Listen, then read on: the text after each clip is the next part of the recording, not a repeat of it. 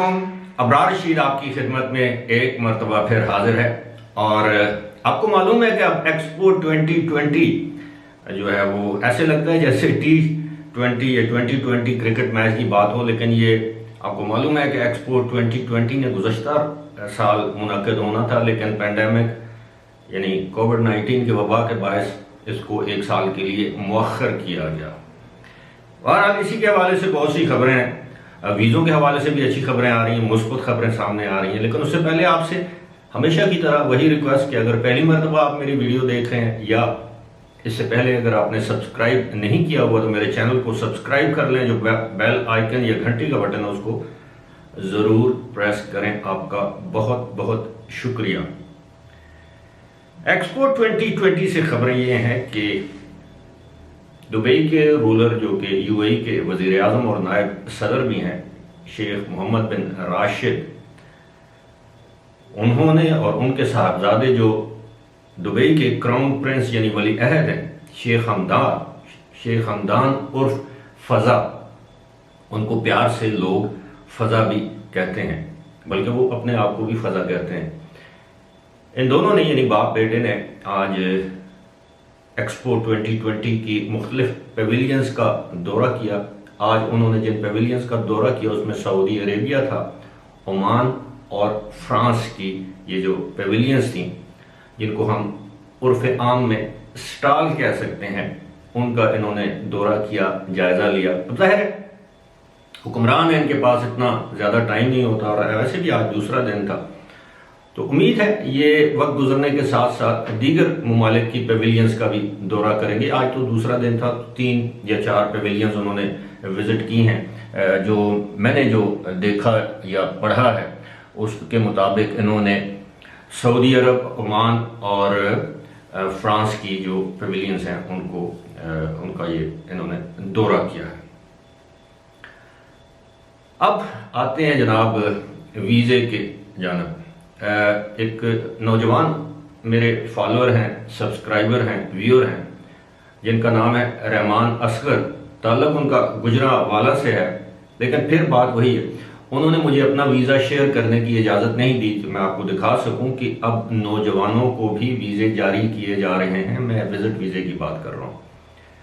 ये जो रहमान असगर साहब हैं, इनका वीज़ा जो है ये विज़िट वीज़ा अबू धाबी से जारी हुआ है और वही सिंगल एंट्री वीज़ा है 30 दिन के लिए, और इसकी मियाद जो है 58 दिन है, जो हर वीज़े की होती है।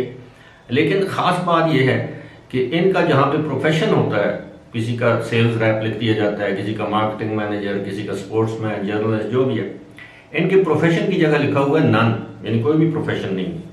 तो उसका मतलब ये कुछ नहीं करते, तो इसके बावजूद उनको वीज़ा मिल चुका है। और सबसे अहम बात वो ये है कि ये जो रहमान असगर साहब हैं, नौजवान हैं, ये फरवरी 1995 में पैदा हुए। अब फरवरी 1995 में पैदा होने का मतलब ये है कि इनकी उम्र तकरीबन कोई 26 साल के करीब बनती है, 26.5 साल बनती है, यानी 27 साल से कम है।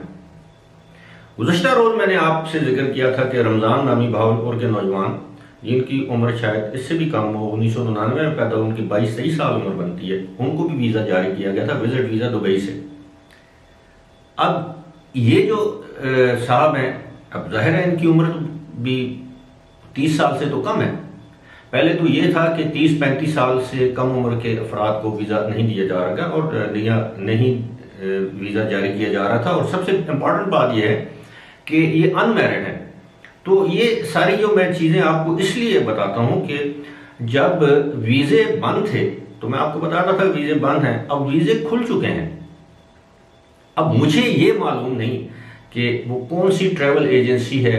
ज़ाहिर मैं किसी ट्रैवल एजेंसी को तो रिप्रेजेंट नहीं करता पाकिस्तान में या यूएई में। मैं खुद ऑनेस्टली, जिस तरह मैं गुज़श्ता दिनों एबटाबाद में शिमला ट्रैवल वाले हैं, मेरे बरखुरदार हैं, बरखुरदार से मुराद मेरे काफ़ी अरसे से उनकी जान पहचान है, या तो मैं वीज़ा उनसे हासिल करता था।